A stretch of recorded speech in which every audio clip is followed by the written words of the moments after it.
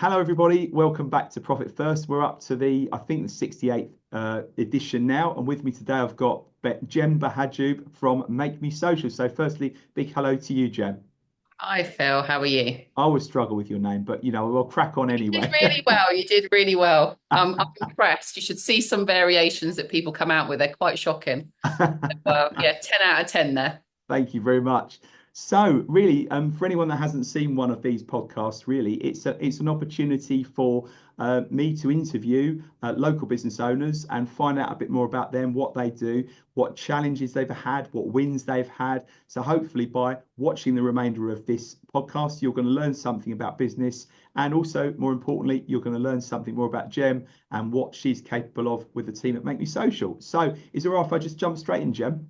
Yeah, please do. Lovely. So if you could just give us a quick introduction of yourself, what you do, and how you help people. Yeah, absolutely. So I'm Jem. I'm a marketing consultant and social media consultant. I run a agency called Make Me Social, a social media agency. We're based in West Wickham in Bromley. I'm a co-founder along with two other co-founders, and I also offer independent consultancy training and workshops. Lovely. So obviously a lot has gone on in the wider world over the last few years. So perhaps you could just give us a rundown of what's happened to you really in the last 4 years in a 10-second soundbite. Only Yeah, joking. since the dreaded COVID times. Yes, exactly. So my agency, I only recently launched my agency 8 months ago, so it's very, very new. Previous to that, I was working solo under my Gem Consulting brand, which is still alive and kicking. But during COVID, I did lose some clients, but typically clients that worked in events, so that had physical events going on. But then, so I sort of dipped, and then suddenly, once all businesses realized that they had to pivot and online was the place they had to be in order to survive, suddenly business just went boom. So I fared really, really well during COVID. I can't complain at all in comparison to a lot of businesses. I don't really feel like I suffered that much. And since then, it's just grown. And the reason that I launched the agency was at the end of 2023. I was getting to the point in my business where I was getting a lot of inquiries. And I had to decide whether to scale or not to scale. And I decided to scale, but I didn't want to do it by myself. So I met Nathan Kelsey, who is the founder of Make Me Local, which is a website development company, an SEO agency. We're based out the same office. I met him I'd known him for about 5 years. And we'd always got on. We'd always kept in touch. In fact, we referred business to each other. And at the end of 2023, he expressed an interest to grow the social media side of Make Me Local. Because he would get lots of social media inquiries, but didn't have the expertise to really offer a comprehensive service. And we got talking along with the managing director, Andrea Toms, who's also a co-founder of Make Me Social, and decided to go into business together. And the reason we're such a dream team is that I brought the social media expertise to the table, but Nathan's got the knowledge to scale a team, and he has already got an existing infrastructure in place because Make Me Local has been around for 10 years and has got a team of 60 people. And Andrea, who's the MD, has a knowledge of how to build teams and the correct systems and processes that we need to put in place. So if you combine the three of us together, it was a recipe for success, and it has been a recipe for success ever since. So yeah, it's actually been a really interesting and, I say, challenging, but from a good perspective, couple of years for me. It's been definitely last couple of years have been a period of growth Good. in my learning and also in how I conduct my business as well.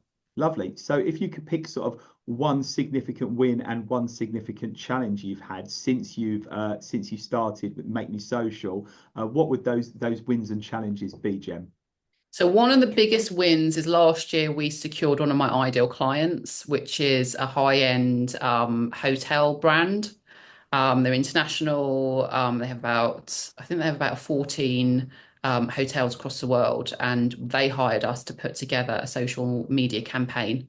called the Tribes campaign, which was all about identifying what your ideal what your travel personality is, and therefore, therefore where would you be in the world. And we put together a social media ad campaign. We built them an AR filter for Instagram and TikTok, whereby you would choose your travel personality depending on what little bubble showed up. Is it a beach? Is it a mountain? And we also built a quiz for them on a microsite. So again, it was all about what travel personality are you, and it would lead you through this interactive quiz. It was very visual, and at the end of it, it would tell you your travel type, and you would then get directed through to hotel and location options. And that campaign was amazing. It ran from, I think, May until December, and we just wrapped up the final report for it, and we reached 18 million people worldwide. Wow, That was a massive win for us because it's a flagship client. It's a flagship case study, because once you've got that one ideal client and you've got a success story, it's much easier to then go and attract other ideal clients. So that was a massive win for us, something that I feel very, very proud of. And yeah, really kind of demonstrated the fact that it was something that I could offer once I had the infrastructure in place with Make Me Social, and not something that I could necessarily have offered just by myself as a solo entrepreneur. So yeah, real dream client. I absolutely loved every single minute of it.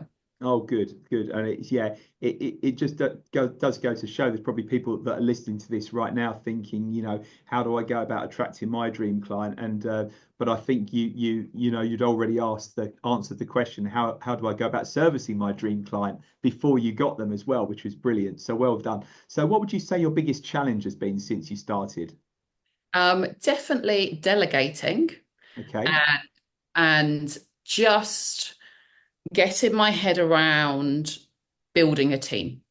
So I'll deal with delegating first, because obviously I did everything before. I was the salesperson, the new business development. I delivered it. I spoke to the clients, and I had a small team of subcontractors that would help me, and I would scale up and scale down according to my workload. But I was essentially spinning all the plates and wearing all the hats. So then shifting into a team environment where actually I can just focus on what I love and what I'm good at, which is amazing, by the way, which is new business, strategy, and big picture thinking. And I can delegate the rest. Amazing. And but the art of delegation, I mean, I have to remind myself, like, I don't have to do this. I've got a team to do this. And that has been a really interesting journey. And that's required quite a lot of self-awareness, because I'd obviously built up all these habits over the years of how I deal with stuff. And my go-to has always been, well, I'll do that because I can do it really quickly. Yeah. And actually, you've got to be like, I know it's going to take me time to train someone up, show them how to do it, then delegate it to them. But the payoff is, then there they are ready to do the next project that comes in. And there I am freed up to focus on the things that I really, really love. So delegation has been, I would say it's still an ongoing process, Phil, to be honest. I can't say I'm perfect at it. I still have to like literally weekly go through my to-do list and be like, what is on my plate right now that shouldn't be? So that has been a challenge. And then just, I guess, I underestimated how much time you need to put into nurturing a team. I hadn't been in a big team setting for many, many years, 15 years, in fact. So then having a team that we were growing and nurturing, I had to really think, okay, professional development plans, training and learning, communication, all of these things. And I enjoy it, but I think I underestimated how much thought and planning needs to go into it. And obviously Nathan and Andrew have been massive helps guiding me with that and reminding me, and also leading by example. So that has definitely been a challenge, and both of which it's just work in progress, basically. Absolutely. And interesting that I thought that was a really good tip that anyone listening to this could take away. Take a look at your to-do list at the end of the week or the start of the week and say what doesn't need to, what should not be on this to-do list, what Yeah. should be with someone else. So I like that little tip. That was really good. So in And it terms, also informs your next hire as well. So if there's no one in the team that you can delegate to, actually, then what's your next hire? great point. Do you want a job as a business coach, Jem? Yeah, I'm the best, Phil. So, moving swiftly on. So, if we were looking at the types of clients you want now, much as I would love to say that I'm sure there'll be thousands of high-end international hotel chain owners watching this interested in social media, there might not be. So, I'm sure there are some smaller businesses, some smaller local businesses, dare I say, that might be more interested in what you do as well. What do your sort of not just your ideal clients, but your bread and butter clients look like, Jem? So we work with a diversity of industries. And you're right, we work with a lot of small business owners. Some of them are solo entrepreneurs. Um, so it's not all big brands, and I do love that diversity. I'd say a lot of our clients are local service-based businesses. I have a real passion for health and wellness. So a number of our clients are health and wellness brands. It's actually one that I've taken on recently that I think is a client of yours, Phil, which is going really, really well. So it really is it really depends on the industry, the nature of the business, but it can be a business of all sizes. But yeah, my passion industries are health and wellness and travel and hospitality. The size of the business doesn't necessarily, that isn't the deciding factor as to whether they're an ideal client or not. Got it. Okay. And in terms of the platforms that you work across, Instagram, LinkedIn, Facebook, YouTube, anything you do work with or you don't work with? We work across all platforms, TikTok included. Yeah, and we offer social media advertising as well, across all of the Fascinating. platforms too, which is really good. But I particularly love LinkedIn campaigns. Particularly Um, love, why is I that have just out of interest? well, LinkedIn is just my favorite platform. And it was always the underdog of social media. We always thought it was LinkedIn. It's just that's just that weird thing that's out there. But I feel like it's the one that's the least controlled and the one that's kept as true to its values as possible. And I think that people are on there to do business with each other. So there's a real focus to it that a lot of other platforms don't necessarily have. If you think about it, you're a business on Instagram. Well, people aren't necessarily always going on Instagram to hear from businesses. They're looking to keep in contact with their friends or to be entertained. Absolutely. So grabbing their attention, you have to be super creative, which is entirely possible because there's lots of businesses on Instagram doing incredibly well. And we've got lots of clients doing incredibly well on Instagram. But LinkedIn is the only social media platform for business to business. And Perfect. that's what I like it. And I think that the lifespan of a post on LinkedIn is a lot longer than it is on other platforms. So there's not this churn culture that you have with other platforms. So I can put a post out for myself or for a client, and weeks later, people are still liking and commenting. And you think, great, I love the fact that it hasn't disappeared in 24 hours and I'm having to almost kind of feed a machine, Yeah, absolutely. Absolutely. which can I, be I, exhausting.